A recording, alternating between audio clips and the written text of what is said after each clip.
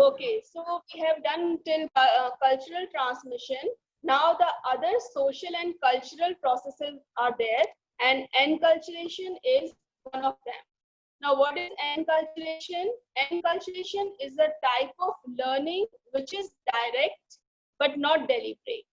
I explained you the things with a very simple example. Suppose you learn how to distinguish or how to differentiate between many things. Suppose take an example that you know what is a vegetable, right?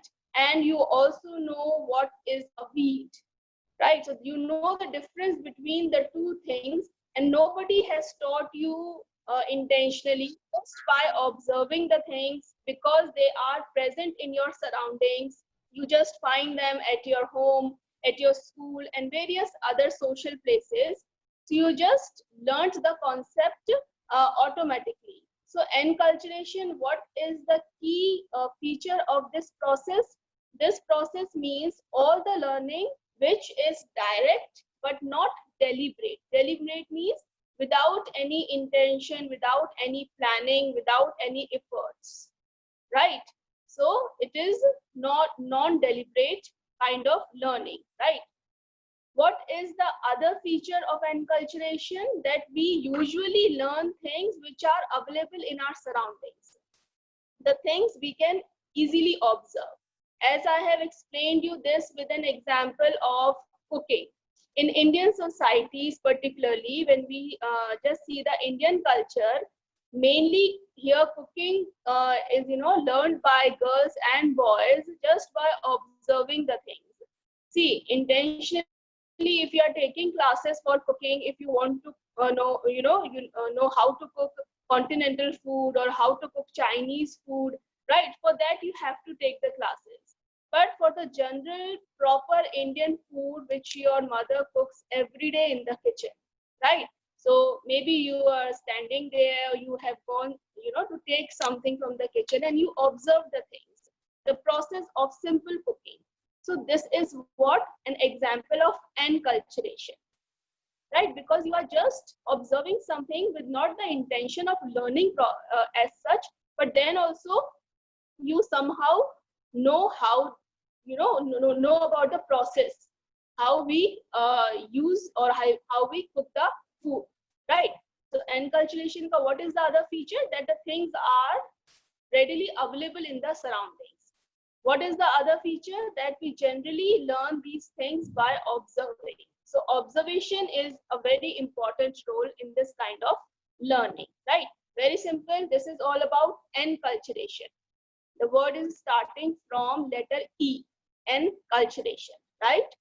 Now I have taken another concept also, that is socialization. All have heard this word socialization, right? It is obviously related to what? Society and culture, fine. Now socialization means what?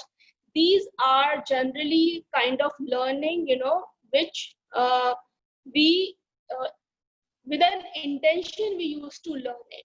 And there are many things we used to learn, the skills, various skills present. We also learn the various kind of dispositions. We also try to get various kind of knowledge and information that is available in our surroundings, right? Disposition means the tendency, the way you behave, right? It can also be related with your personal character. So socialization is what? It is a process by which individuals learn different kind of skills, knowledge, and dispositions, right? And what all these things help us? All these things help us to, play a very effective role as a member of the society, right? If we are quite skilled, if we are very good in socialization processes, if we have a good knowledge, then yes, we are playing a very important role in the society as a member of it, right? So socialization is different from the process of enculturation. You got the difference, I think. Very minor difference is there, but there is a difference that enculturation is also a kind of learning. Socialization is also a kind of learning. We learn many things, right? And it is a lifelong process. It is not that till adolescence or till childhood only we'll just learn certain things, and for the rest of the life we will not learn anything. No, it is a lifelong process. We keep on learning something or the other whenever we find something interesting, something useful, right, based upon our situations.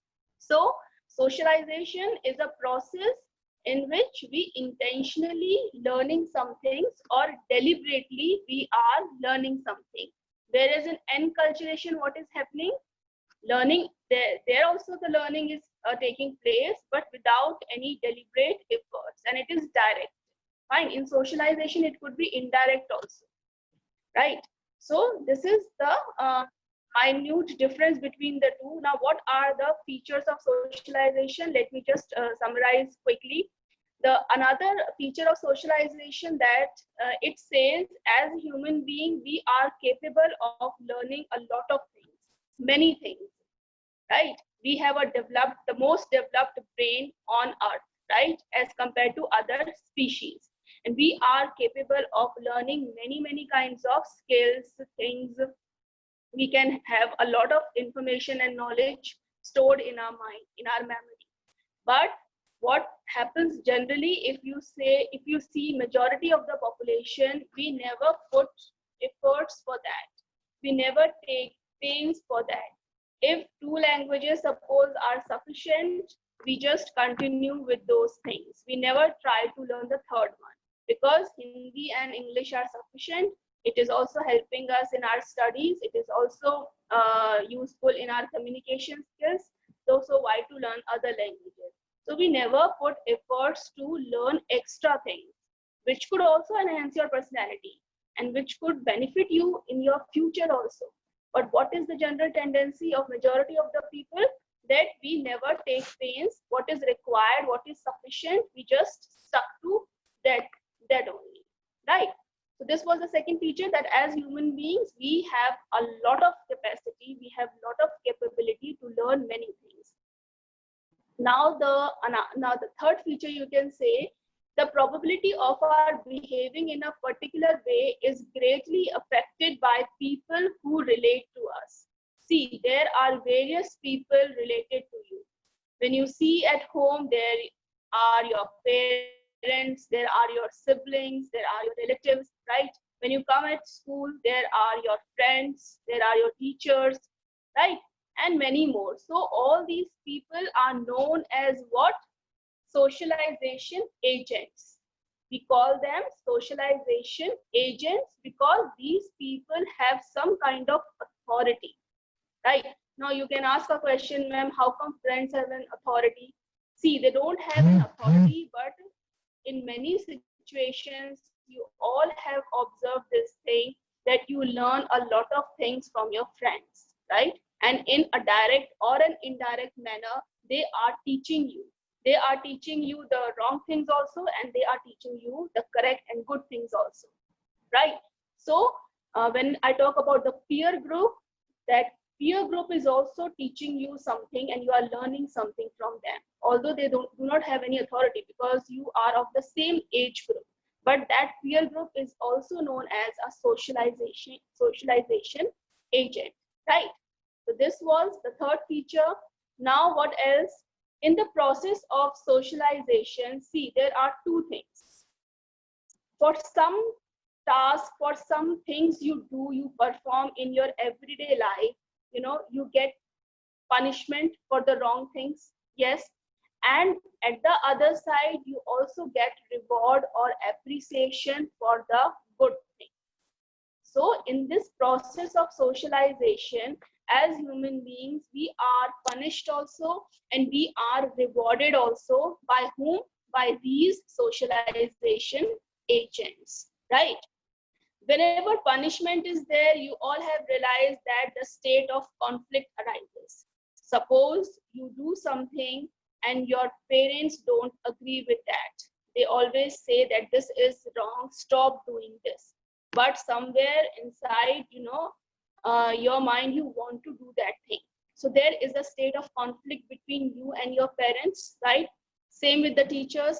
In a classroom, sometimes it happens that you are not in a mood of studying, right? So you do little mischief or you cause little bit disturbance in the class. What happens? Teacher notice and he or she punishes you, right? What happened? Again, the state of conflict, state of stress, state of anxiety is there between you and that socialization agent. So there is a state of conflicts also, and whenever you are rewarded for certain good things, whenever you got appreciation, whenever you are praised by these agents, you also improve your behavior is motivated, and you start doing that positive behavior, right? So these are the two things. Fine. Now what else? There are a lot of features of socialization. In socialization, this process is not unidirectional. When I say the process of socialization is not unidirectional, what does it mean? That it could be multidirectional also, or it could be two directional also, right? How come? See, as a society or as a culture, all these things are influencing our behavior. We are studying this, right? That culture and social has a great impact on human behavior. These things greatly influence the human behavior. Now I'm saying the other side. I'm saying that we as a human being also influence the society and the culture, because it is not a unidirectional, right? So it is a multi-directional sometimes it is two-directional. So as humans, we are also influencing or affecting society and culture. Now let me explain this with an example. See, in classroom there are many groups, because there is a good strength in your class. So everyone form their own group, and then that group is based upon the similarities, the likes, the dislikes, the personality of individuals, and we usually join the group which we find similar to us, right? In which we feel comfortable. So there are many groups in your class. Now this totally depends upon you to join which group. Nobody forces you. Nobody, instruct you to join a particular group. It is your wish that which group you want to join. So this is the way, this is how you are affecting or influencing the society or culture, because classroom is also a kind of cultural group, right? It is also a part of society. Fine. So society, the process of socialization is never unidirectional. Now what next? Both these processes, the enculturation and socialization, involve learning from other people. In both the processes, you have noticed that we are learning something, right? The learning involves deliberate teaching in socialization. Again, the deliberate efforts are there. A deliberate teaching is there in socialization, which is absent where? In enculturation. Fine. Now, a very good example is there to show that some kind of learning involves both enculturation also and socialization also. So let us take the example of language learning. Whenever we talk about language learning, suppose you are very good in Hindi, you are very good in English, but not good in the grammar part. So what you will do? You will start taking the classes, you will start studying on your own by referring other books. So this is what? This is a deliberate effort put by you, because you want to improve the grammar section of that language.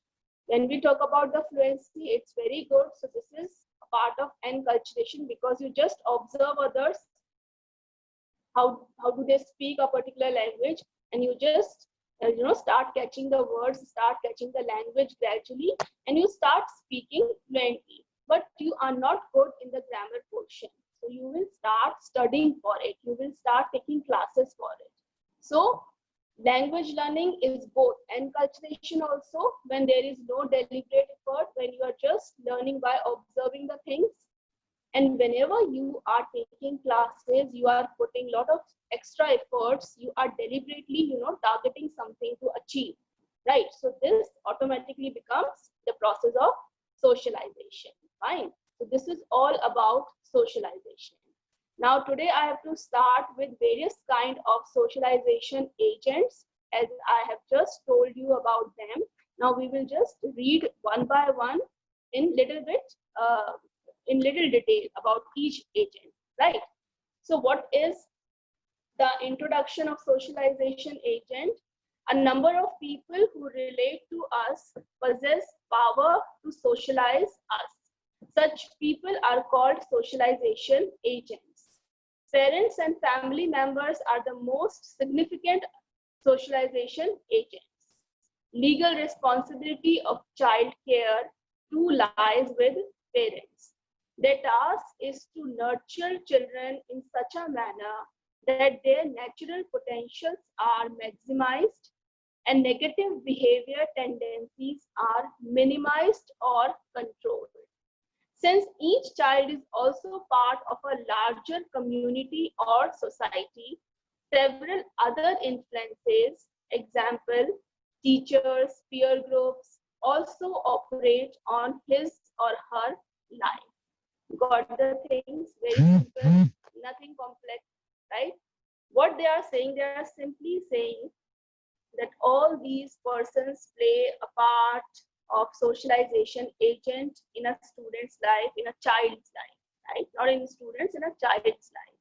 When we talk about the most important agent, who is that? Your parents, your family, right? Because they have the legal responsibility also to nurture you, to take care of all of you, right?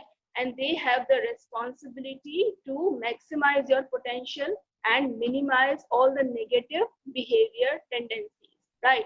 When we come to the other aspect, because a child is a part of a larger community, a larger society, so what all other people also come in the scene?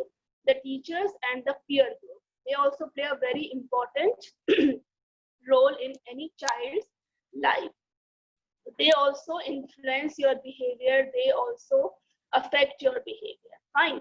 So let us start with first socialization agent, that is parents.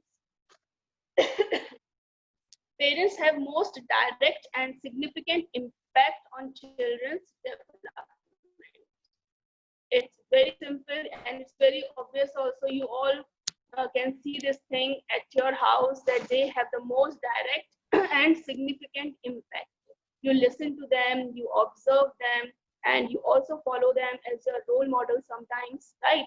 So they are the person who are very close to you, and you people share a very close bonding and a very emotional kind of bonding with your parents and with your family, right? So what are the things you're going to explain under this? Because this is a very general topic, I say. So you don't start writing all the general things, but try to be specific how parents nurture you, or what are the, rearing styles or rearing practices they often use. So let us start that parents encourage certain behavior by rewarding them verbally, and they inhibit or they stop certain wrong behavior by punishing you. You're going to explain first about the reward and punishment, as I just explained you earlier also, right? Now what else? They also arrange to put children in a variety of situations that provide them with a variety of positive experiences, learning opportunities, and challenges. See, they are also giving you all kind of facilities, be it related to with your education, be it related to your curricular activities, be it related to your social, you can say development. So all the things are provided by them because they want you to learn better. They want you to accept the challenges in a very positive and in very efficient and confident manner, right? So they prepare you for all these kinds of things. So these are variety of situations which are provided by your parents.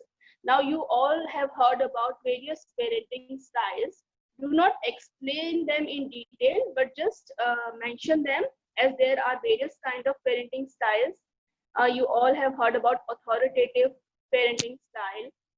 There are another names. There are other names also, such as democratic are there, permissive are there. So what are they? Authoritative, when we talk, these kind of parents are little bit dominating, right?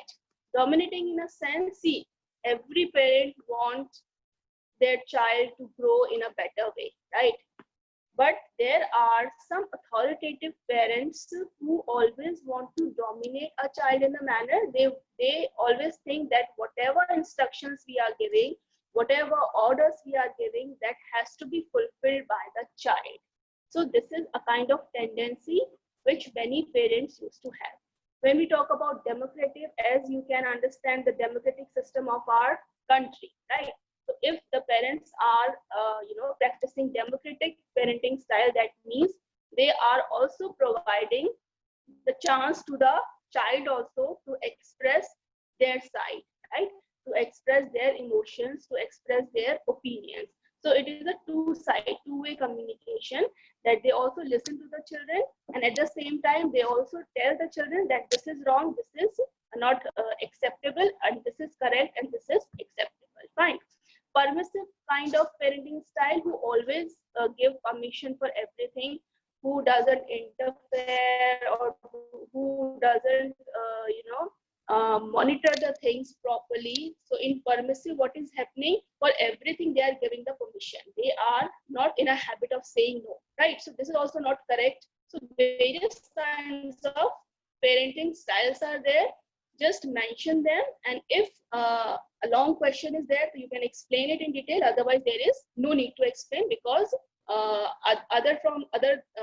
from this socialization agent, there are many. You don't have to explain it in detail, right? Now what else under parents? Grandparental proximity and network of social relationships play considerable role in child socialization, directly or through parental influences. Now, apart from your parents and siblings, who play a very important role in the personality or in the development of a child? The grandparents, right? Why we say that nowadays nuclear families are there, so children are not able to live with their grandparents, they are not able to get those values, right, from their grandparents. So there is a kind of emptiness. So grandparental influence plays a very important role in the development of a child, and various kind of other social relationships as well. The conditions of life in which parents live also influence the styles they adopt in socializing children. Now, what are the conditions of life in which parents live? See, there are many conditions like poverty, illness, job stress, nature of family. So there are certain conditions in life. According to that condition, the parents adapt a particular style to nurture a child. Suppose there is poverty inside the family, so they are not able to fulfill all the wishes, all the desires, all the needs of a child. So somewhere they have to put a full stop. For that, they have to become sometimes strict also, very disciplined also, right? So all these conditions somewhere playing a very important role, that how a parent is interacting with a child, right? So these are certain small points. On the basis of these points, you can explain the socialization, which is known as parent. But do not be very general. Try to just learn certain points, certain words, and on the basis of these terms, you can explain it. Fine. Yes, ma'am, we can stop with the recording.